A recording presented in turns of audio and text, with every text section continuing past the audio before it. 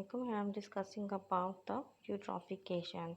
Eutrophication is the overaccumulation of the nutrients in the water bodies, that is the ponds, lakes, river and streams.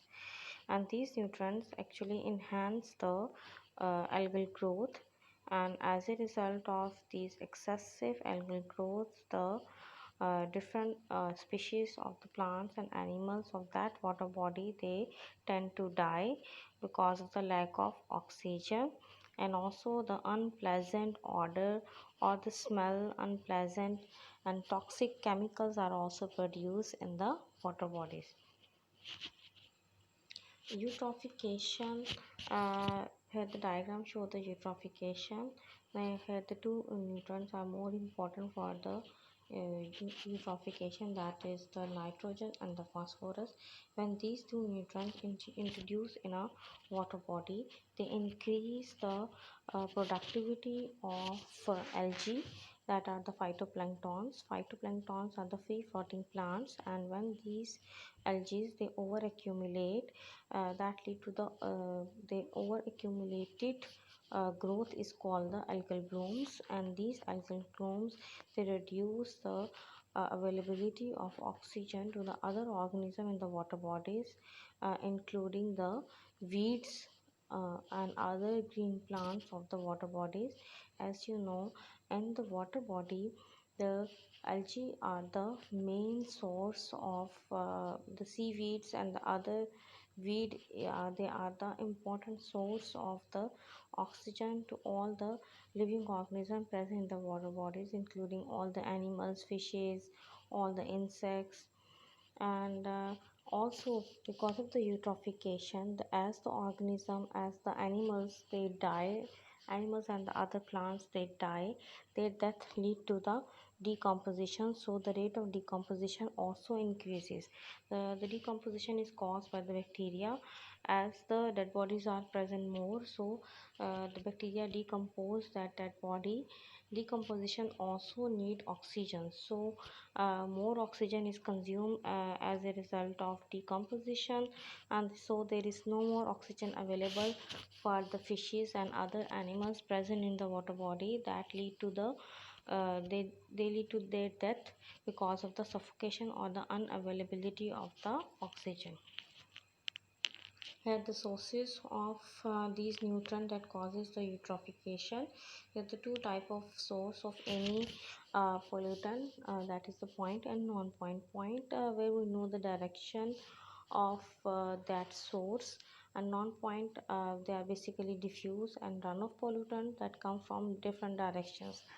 So so basically the eutrophication is because of these different sources. Number one source is the wastewater effluent, that is the water that come from the sewage system, and also the water that run off from the disposal system where the water is waste, and also it is from the animal wastewater that comes from the slaughter areas, and also from the leather industry, and the water from the mines and oil field area, and all the other industries. They produce their chemicals, and their wastewater is usually introduced into the water bodies, and these waste they contains the large amount of the nutrients, that is the phosphorus and nitrogen. They, as a result of that, the water body nutrient become over accumulate, and their over accumulation lead to the eutrophication. And other are there are the some non-point sources are also present. Sometimes the untreated sewage water is also introduced. Sewage water is of two types, that is treated and non-treated. Untreated that comes from the houses and from industrial area. Untreated that usually sometimes the water the sewage water goes to the wastewater treatment, and then after that when it is introduced into the environment, into the water bodies. Non-point sources included the industrial waste and mining and agriculture waste. And as you know that in agriculture field we use the nitrogen containing fertilizer that are important for the growth of the plants and increase the productivity of the crop. So we use the different fertilizer, and these fertilizer, when they introduce into the field, into the crop, onto the crop, and when the rainfall lead to the runoff, that in which the water run along with the soil that contain the different fertilizer, and then these fertilizer or the pesticide or the herbicide, they ultimately enter into the water body directly or indirectly. Beside these, the domestic waste are also the source of the eutrophication. This is the diagram that show the different sources of the eutrophication.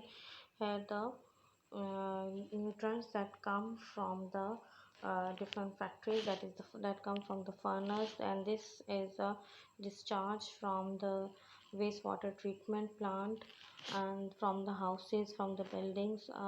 That sewage is without any treatment. It contains the nitrates and the phosphorus compounds, and the basic source of the nitrogen is atmosphere. Nitrogen is the gas that is present in the larger quantity in the atmosphere.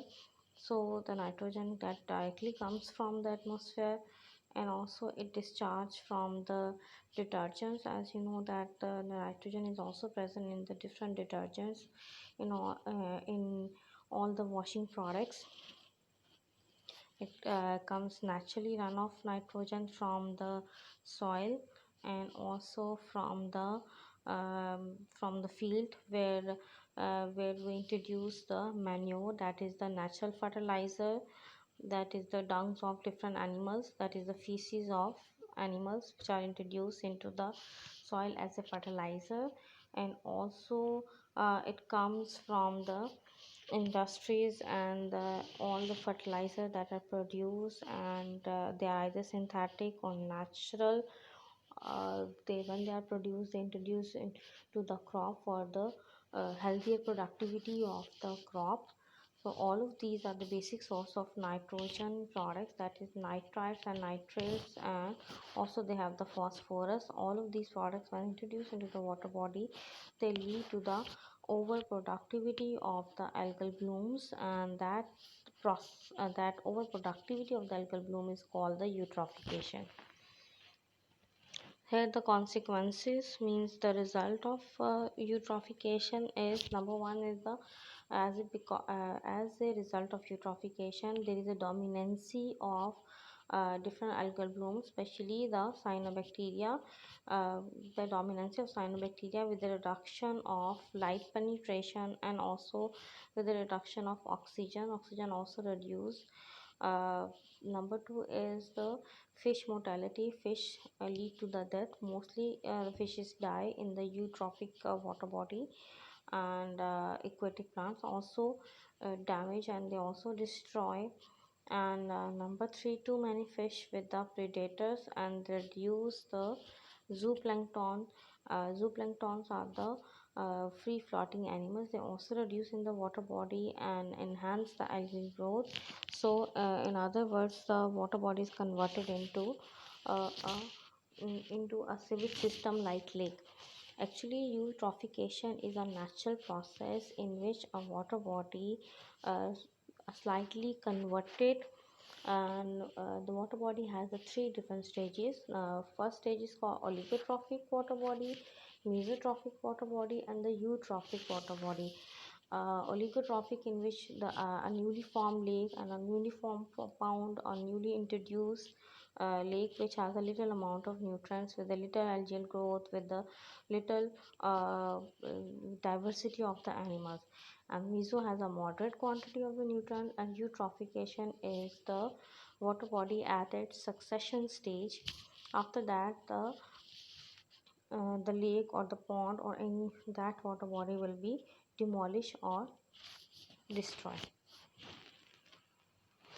How we can prevent the eutrophication, so the lake become more productive, or not only the lake or ponds or other water body become more productive? For that we can do, number one, we can produce the shellfish. What is the shellfish? They are actually the prawns, shrimps, lobsters.